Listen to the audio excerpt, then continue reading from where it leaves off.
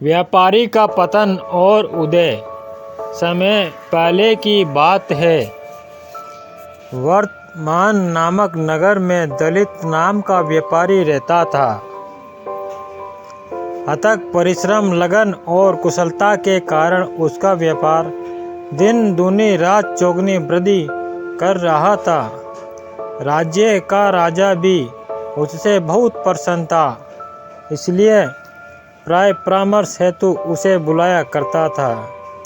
राजा से निकटता के कारण दंतिल के महल में आने जाने पर कोई रोक टोक नहीं थी। वह पूर्ण अधिकार के साथ बेरोक टोक महल में विचरण किया करता था। महल के समस्त सेवक उसका बहुत सम्मान करते थे। दंतिल की एक सुंदर कन्या था जो विवाह योग्य हो चुकी थी। अच्छा वर देखकर उसने धूमधाम से उसका विवाह संपन्न किया और पूरे नगरवासियों को एक बड़ा भोज दिया। भोज में नगर का हर व्यक्ति आमंत्रित था। राजघराने से लेकर धनी व्यापारी, सैनिक से लेकर सेवक तक कोई भी नहीं छूटा था। राजा के महल में झाड़ू लगाने वाला एक सेवक भी मौज में आया हुआ था। वह अनभिज्ञतावश एक ऐसे स्थान पर बैठ गया जो राजघराने के मेहमानों के लिए सुरक्षित था। जब दंतिल ने उसे वहां बैठा हुआ देखा तो आग बबूला हो गया। उसने उसे अपमानित कर भोज से भगा दिया। अपने साथ हुए इस व्यवहार से सेवक क्रोधित हो गया और उसने प्रतिशोध लेने की ठान ली। अगले दिन राजा के कक्ष में झाड़ू लगाते समय जब उसने देखा कि राजा अर्ध निद्रा की स्थिति में है तो बड़बड़ाना शुरू कर दिया। ये दंतिल व्यापारी इतना गिर गया है कि रानी से दुर्व्यवहार करने लगा है। राजा ने जब यह बात सुनी तो तत्काल आंखें खोल दी। उठकर उसने सेवक से पूछा, जो तुम कह रहे हो क्या वो सच है? सेवक कहने लगा, महाराज, मैं कल रात ठीक से सो नहीं पाया, इसलिए नींद में कुछ भी बड़बड़ा रहा हूँ। मुझे क्षमा करे, मुझे क्षमा करे। राजा उस समय मौन रहा, किंतु सेवक के जाने के बाद उसकी कई बातों पर विचार करने लगा। उसे उनकी सत्यता पर पूर्ण विश्वास नहीं था, लेकिन मन में दंतिल के प्रति संदेह का भाव उत्पन्न हो चुका था। फलस्वरूप उसने उसकी महल में बेरोक टोक आवाजाही पर पाबंदी लगा दी। उस दिन जब दंतिल रोज की तरह महल में आया तो द्वारपालों ने उसे द्वार पर ही रोक लिया। वह आश्चर्यचकित होकर बोला, तुम लोग मुझे इस तरह कैसे रोक सकते हो? क्या तुझे नहीं जानते? द्वारपालों ने उसे राजा के आदेश से अवगत करा दिया। उस समय सेवक वहीं झाड़ू लगा रहा था। वह दंतिल पर व्यंग बाण छोड़ते हुए बोला, अरे द्वारपालों, तुम लोग इन्हें नहीं जानते, ये महाराज के खास है। इनका इतना रुतबा है कि ये किसी को भी कहीं से भी भगा सकते हैं। मुझे कल इन्होंने अपने बोझ से अपमानित के भगा दिया था, कहीं तुम लोगों को महल से न भगा दे।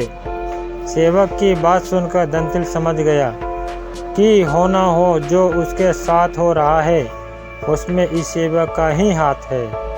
उस समय तो वह वहां से चला गया, किंतु कुछ दिनों बाद उसने सेवक को अपने घर में बुलाया, उसका खूब आदर सत्कार किया, उसे शानदार भोजन करवाया और ढेरों उपहार देकर विदा कर दिया।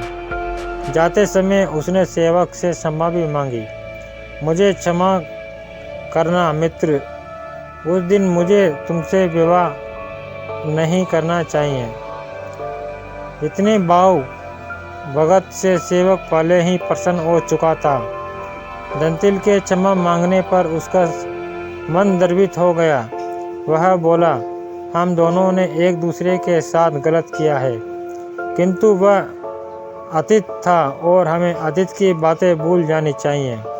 मैं आपको वचन देता हूँ कि आपको वो सम्मान पुनः प्राप्त होगा जिसके आप सदा से अधिकार रहे हैं। अगले दिन राजा के कक्ष में झाड़ू लगाते समय उसने जब राजा को पुनः अर्ध निद्रा की स्थिति में देखा तो बड़बड़ाने लगा, ऐसा मूर्ख राजा मैंने आज तक नहीं देखा। कैसा राजा है ये जो गुसल खाने में खीरे खाता है।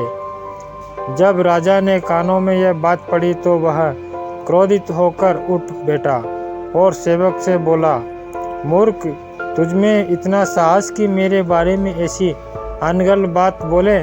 सेवक ने राजा के चरण पकड़ लिए और कहने लगा, महाराज क्षमा कर दे। नींद पूरी न होने पर उनींदी अवस्था में मेरे मुंह से कुछ भी अनाप शनाप निकल जाता है। राजा ने उसे क्षमा कर दिया। सेवक कक्ष से बाहर चला गया। राजा पलंग पर बैठा बैठा ही सोचने लगा कि यह मूर्ख सेवक जब मेरे बारे में कुछ भी अनगढ़ बड़बड़ा सकता है तो दंतिल के बारे में भी बड़बड़ा सकता है। मुझे इसकी बातों में आना ही नहीं चाहिए था। व्यर्थ में मैंने दंतिल से महल में आने जाने का अधिकार छीन लिया। राजा ने तत्काल अपने आदेश वापस लिए और दंतिल को पुनः महल में सारे अधिकार प्रदान कर दिए। इस तरह दंतिल को अपनी खोई हुई प्रतिष्ठा पुनः प्राप्त हो गई। तो दोस्तों, इस कहानी से हमें यह सीख मिलती है कि हमने सबके साथ सम्मान व्यवहार करना चाहिए।